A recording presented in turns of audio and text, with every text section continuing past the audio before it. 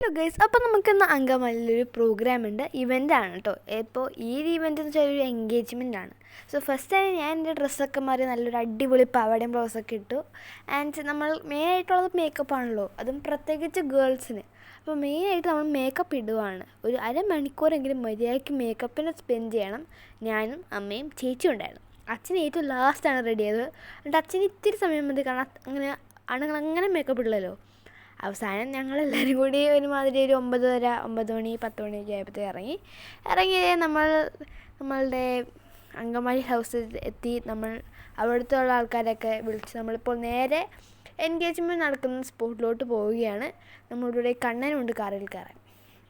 അങ്ങനെ എല്ലാവരും അവിടെ റെഡിയായി, ഇവിടെ റെഡിയായി. അങ്ങനെ അവസാനം നമ്മൾ കസിൻസ് എല്ലാം കൂടി ഇരുന്ന് ഒരു അടിപൊളി കഥ പറച്ചിലായിരുന്നു. അതാണ് നമ്മളുടെ സ്റ്റേജ്. ഇതുവരെ ആൾക്കാരൊന്നും വന്നിട്ടില്ല.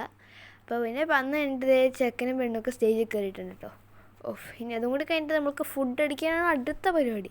അങ്ങനെ ഫുഡ് അടിക്കാൻ വേണ്ടി എല്ലാവരും ഒരു വട്ട ടേബിളിൽ ഇരിക്കുകയാണ്. ആഫ്റ്റർ ദാറ്റ് നമ്മുടെ പരിപാടി ഐസ്ക്രീം കഴിച്ചിട്ട് പോകുന്നതാണ് ഫോട്ടോഷൂട്ട് ആക്ച്വലി നമ്മൾ നേരെ ചെയ്തതാണ് കേട്ടോ.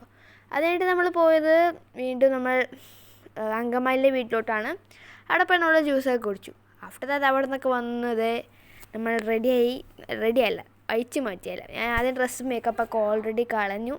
നമ്മളുടെ കമ്മലൊക്കെ ഇട്ടു, മാലയും ഇട്ടു. ഇതൊക്കെ ഞാൻ ഊരി വെച്ചിട്ടാണ് പോയത്.